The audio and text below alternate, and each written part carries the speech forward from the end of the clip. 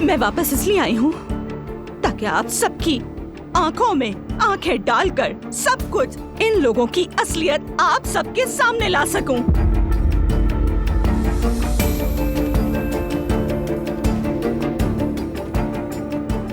मैं इस घर में एक पल नहीं रहूंगी।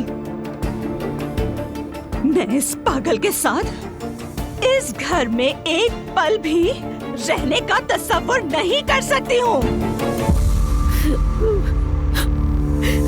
नूर बेटी, ये मत समझिएगा कि मैं आप लोगों के साथ जाऊंगी। आप सब लोग मेरे लिए मर चुके हैं। ये बात याद रखिएगा।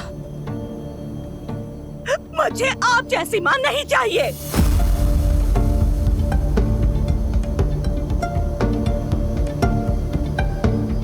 और आप जैसे बाबा भी नहीं।